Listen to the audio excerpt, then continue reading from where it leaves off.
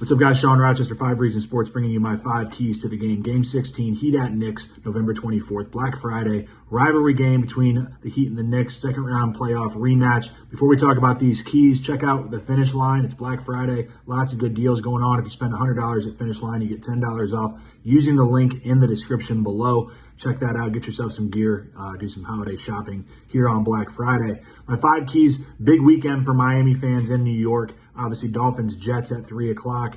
Then the Knicks game tonight, Nets game tomorrow. I'm going to be leaving Philadelphia here shortly to get up to New York and catch 2 of those games. I wanted to do the Dolphins game, but I don't have a 5 Reasons helicopter to get me over to Manhattan to make it in time for the Knicks game. So keys today, I'm filming this in the morning around 10 o'clock. Injury report so far, it seems like it's leaning towards Bam is going to play, and it doesn't seem like there's any unexpected scratches for the back-to-back so far. But just keep an eye on the injury report. Obviously, Thomas Bryant and Orlando Robinson filled in well. Orlando's now in Sioux Falls, so he's not an option tonight if Bam were not to play. And the Knicks are a big team, so it's not someone that you want to go against when you're undersized, even more so than you're already undersized. Kevin Love's back, so he'll help out in terms of being the backup big, assuming that Bam does play tonight. But hopefully Bam is back in the starting lineup dealing with that kind of nagging injury that he's had. He's missed 2 games now for. And then just keep an eye on the injury report because of the back-to-back. I wouldn't be surprised to see Lowry sit one of these 2 games, maybe Jimmy sit one of these 2 games. So you don't know what's going on until you see the injury report later this afternoon. Second one is rebounding. The Knicks are a very good rebounding team, best in the NBA in defensive rebounding percentage at 79.1, and second in the league in offensive rebounding percentage at 34.5. Mitchell Robinson's kind of the head of that effort, a really good, strong rebounder that goes after all rebounds. His length gave us problems in the playoffs. Obviously, Julius Randle also is there. They both average double-digit rebounds per game. We know from the playoff series that we can also exploit them in terms of pulling them away from the basket. Julius obviously has his inefficiencies at times. So I think looking at those 2 guys, obviously there's someone that you have to keep off the glass.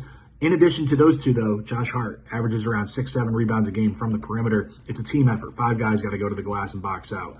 Third one is the balance. I continue to preach this. 30, 35, 35. When the Heat do that, right around those numbers, offense clicks. When they get too heavy into the mid-range or too heavy into the 3, things don't work as well. Looking at the Knicks defense so far this season, they are a team that allows a lot of 3s, the 5th highest frequency in 3s. So it could be that that's something that the Heat start to lean into because those opportunities are there. If you're making shots, great. But I still think that 30, 35, 35, if you get higher rim attempts, that's okay. That number 30 gets higher, cool with that. But the Knicks obviously have length, but they actually give up a lot of shots at the rim, and also the 3rd highest field goal percentage at the rim.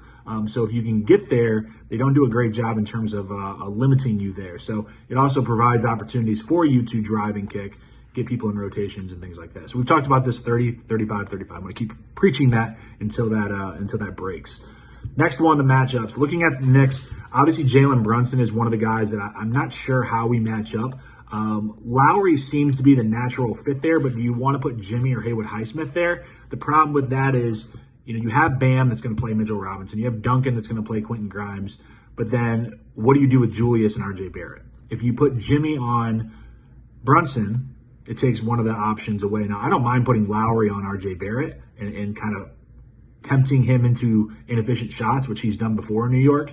But Haywood Highsmith going there, I think Haywood is fine on Julius. I know he's stronger than Haywood is, but I think Haywood's going to compete. He'll get deflections and things like that. So I don't mind that matchup. So it'd be interesting to see who starts off on Brunson out of those 3 options. And then when we go to the bench, there's lots of options in terms of Caleb, Jaime, et cetera, et cetera. 5th one, the Knicks are 5.5-point favorites tonight on Better Edge. Check that out. Use the code 5RSN to get $20 from 5 Reasons Sports if you want to bet on this. But 5.5-point favorites. The Knicks are bullies to me. We talk about this in terms of the Dolphins and the Cowboys in the NFL. They have beat bad teams. They're 8-6 on the season. They are at home. I get all that stuff. But their 8 wins came from beating Charlotte twice, Atlanta twice, Washington's AAU team, or whatever you want to call them, the Spurs, who are terrible, the Clippers, who are terrible, and the Cavs, who we just beat up on a few nights ago and have not been healthy. They haven't beat any good teams. So when they go against good teams, they're 2-5 against those teams above 500. Miami's obviously above 500. We know that our schedule has also been very weak, but we've also been on the road a lot too. So I don't want to lean into it too much, but I think the Knicks are bullies. I think 5.5. I don't know if the Heat are going to win tonight, but if you're going to give me 5.5 points, absolutely. Because I would say that it's closer to maybe like a 1.5, 2-point spread, and I feel like I'm getting a lot of value there. So bet that on Better Edge, and hopefully we get a win tonight. Good luck to everybody. Enjoy your Black Friday, and we'll see you next time.